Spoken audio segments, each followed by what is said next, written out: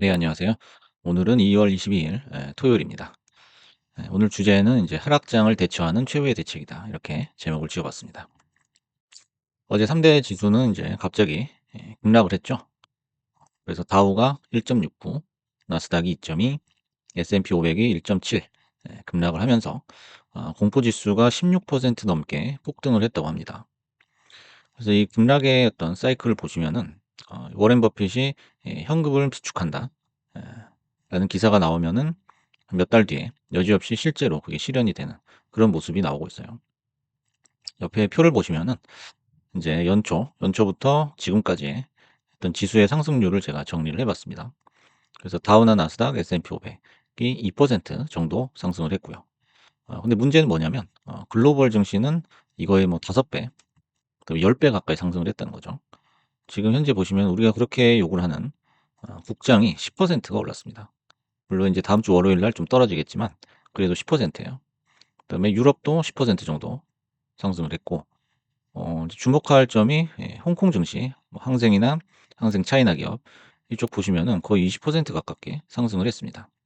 그래서 인제 글로벌로 봤을 때 일본을 제외하고는 다 상승을 했어요. 하지만 이제 미국 증시가 항상 수익률 1 등을 하다가 갑자기 이렇게 확 밀려 버리니까 심지어는 이제 국장에 한국장에 밀리고 있기 때문에 뭐 실망감이 이만저만이 아니죠. 그래서 지금 체면이 말이 아닙니다. 코스닥보다 지금 수익이 안 나오고 있기 때문에. 그래서 지금 하락을 했다고 하지만은 아직 주봉상 상단 밴드를 벗어나지도 않았다는 거죠. 지수를 한번 보시면 이게 일봉이고 지금 주봉을 보시면은 예 거의 뭐 느껴지지도 않죠. 이게 지금 하락 차트인지 상승 차트인지 알 수가 없죠. 그래서 주봉 차트에서는 아직 꺾이지도 않았다는 거예요. 그래서 일봉에서만 이런 큰 하락 움직임이 나왔지 주봉에서는 아직 시작도 안 한 게 아니냐. 더 큰 공포가 오는 게 아니냐. 이런 인제 걱정을 하게 되는 거죠. 그래서 인제 원인이 뭔가 한번 살펴봤더니 미국 소비자들의 소비 심리, 그다음에 부동산 경기가 급격히 위축되는 등 경제가 돌연 둔화 움직임을 보이고 있다라는 거죠. 그러면 이 이유는 또 뭐냐 이거죠. 제가 봤을 때는 트럼프의 몫이 가장 큽니다. 트럼프의 몫이 한 뭐 90%가 아닌가 싶어요. 그래서 머스크까지 합해서 이 두 빌런들이 연초부터 아주 이상한 칼춤을 추고 있죠. 그래서 뭐 관세라든지 뭐 듣도 보도 못한 지금 행동을 하고 있는데 예. 결과적으로 봤을 때는 트럼프가 지금 당선이 돼서 미 증시에 좋은 영향을 준 게 하나도 없어요. 하나도 없죠. 오히려 지금 가만히 있는 게 나을 뻔한 그런 상황이 지금 벌어지고 있습니다. 그래서 인제 하락장이어서 지금 주식을 많이 보유하고 계셨던 분들은 지금 충격이 클 텐데요. 앞으로 더 큰 충격이 올 수도 있다라는 거예요, 문제는. 하지만 인제 하락장이라고 손 놓고 있을 것이냐? 그건 아니죠. 그래서 주식을 가지고 계신 분들이 지금 가장 괴로운 구간에 돌입했다. 이렇게 볼 수가 있어요. 그래서 인제 앞으로는 나날이 가중되는 손실을 넋 놓고 바라보는 일이 발생할 수 있다는 거죠. 그래서 주식에서 가장 피하고 싶은 그런 구간이죠. 그래서 대책이 필요하다라는 거죠. 그래서 여러분들이 인제 저마다 각자 전략을 가지고 이제 매매를 하실 거고 뭐 주식 비중도 다 저마다 다 다르기 때문에 한 가지 뭐 일관된 대책보다는 두 가지로 한번 준비를 해 봤습니다. 그래서 첫 번째 조건, 두 번째 조건이 있는데 첫 번째는 이제 나는 이미 계획을 세우고 들어갔고 하락도 예상을 했고 또 현금도 충분히 가지고 있다. 따라서 하락장도 '네 그냥 버텨 보겠다.' 하시는 분들은 기존 전략을 인제 유지하시면 돼요. 하지만 인제 계속 그 하락이 가속화되면서 좀 포모를 느낄 수도 있거든요. 그래서 내가 가지고 있지 않은 주식이 예 그냥 단독 드리블로 치고 나갈 수도 있기 때문에 고런 거에 대한 어떤 전략도 필요하다 싶어서 인제 플러스 알파로 이제 5대1 해지 전략이다라는 거죠. 뭐냐면 인제 거의 대부분의 주식들이 지금 빠지고 있거든요. 빠지고 있는 와중에 유일하게 오르는 게 뭐냐면은 지금 중국 주식이죠. 알리바바를 비롯한 중국 주식하고 그다음에 인제 소비재 쪽이죠. 뭐 존슨앤존슨, 그다음에 프록터 앤 gem블, 뭐 코카콜라 이런 건데 그런 건 이제 오른다고는 하지만은 중국주보다는 못해요. 그래서 주요주들이 이렇게 등락률을 보시면은 다 팔았죠. 다 팔았고 유일하게 알리바바만 지금 미국 증시에서 오르고 있다는 거죠. 그럼 요런 거를 그냥 바라만 볼 것이냐? 그게 아니죠. 만약에 인제 알리바바가 꺾이기 시작한다면은 그때는 다시 요 팔았던 종목들이 다시 올라오는. 그런 상태를 지속할 거기 때문에 여러분이 갖고 있는 주식들은 대부분 요 파란색에 속해 있으실 거예요. 그러면 이 파란 주식들을 우리가 5개 정도로 모으면 나머지 하나는 뭘 모으느냐?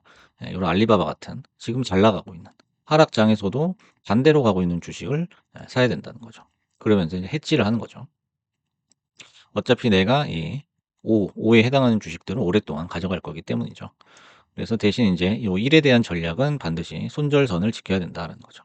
이거를 인제 빠질 때까지 무한정 갖고 있을 건 아니기 때문에. 그렇기 때문에 손절선을 뭐 개인마다 다르겠지만은 일정 손절선을 걸어 놓고 요 밑으로 인제 떨어지게 되면은 손절을 한다. 대신 그 비용은 인제 해지 비용으로 들어가게 되는 거겠죠. 요런 전략이 가장 합리적이다라고 보는 겁니다. 두 번째는 인제 아무 인제 계획 없이 별다른 계획 없이 그냥 미장이 좋다고 해서 들어갔는데 전혀 예상치 못한 이런 하락, 급락을 맞았을 때는 다른 방법이 없어요. 지금 주식을 들고 있는 거는 결국에는 계좌에다가 손실을 쌓는 거거든요. 이게 나중에 다시 회복이 되더라도 시간 오래 걸릴 것이고 그 구간은 내가 원치 않게 겪어야 되는 그런 과정이 될 수밖에 없는 거죠. 그래서 차라리 전략을 완전히 리셋하는 게 낫다라는 거죠. 그래서 인제 어떤 방법이냐면은 한 종목을 정하는 거죠. 낙폭이 크게 내려간 종목 중에서 괜찮은 종목을 하나 정하고 한 번에 한 주씩만 사는 거예요. 그 인제 예 주식에 따라서 인제 가격은 좀 편차가 있겠지만은 그래도 한 번 살 때 뭐 내가 하루에 한 주를 사든 뭐 일 주일에 한 주를 사든 그거는 뭐 자금 규모나 그 주식의 어떤 가격에 따라서 쪼끔 달라질 수는 있어요. 하지만 내가 기존에 유지했던 그 매수의 속도를 현저하게 줄여야 된다는 거죠. 그래서 세타 값을 늘려도 안 되면 영원히 안 된다라는 거예요. 세타 값이라는 건 주식에서 인제 시간이거든요, 시간. 주식을 보유하는 시간 또는 인제 매수해 나가는 그런 이제 시간의 간격을 얘기할 수도 있고요. 근데 이게 인제 이걸 늘려도 안 되면은 주식 시장에서 영원히 수익을 낼 수가 없다라는 거예요. 그래서 만약 이 전략으로도 만약 수익이 안 났다.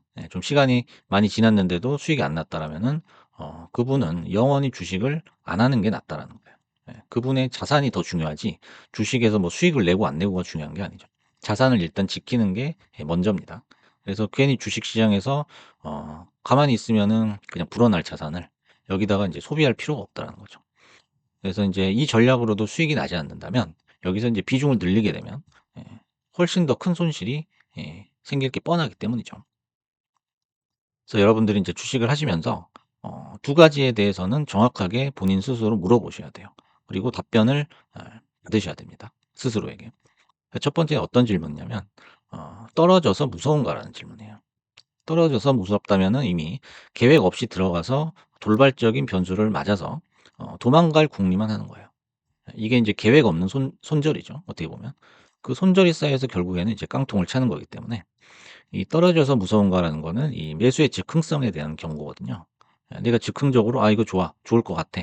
괜찮아 보여. 남들 다 수익을 내고 있어.' 그래서 들어가는 거예요. 이건 계획이 없는 거죠.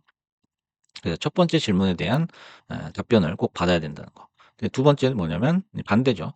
남의 주식이 올라서 배 아픈가라는 거예요. 남의 주식이 올라서 배가 아프냐. 그런 감정을 느끼고 있다면 우리가 전략을 리셋하거나 아니면은 주식을 그만둬야 된다는 거예요. 그래서 인제 남의 주식이 올라서 배가 아픈 거는 일단 마음이 조급하고 욕심이 큰 거거든요. 그러면 인제 남의 떡이 더 커 보이는 법이에요. 나랑 비슷하게 먹어도 남의 떡이 커 보이고 '내가 저것까지 샀어야 돼.' 이런 생각을 할 수밖에 없는 거죠. 그래서 주식 매매를 하시면서 가장 멀리해야 될 것은 다른 게 아니에요. 이 즉흥성하고 욕심이거든요.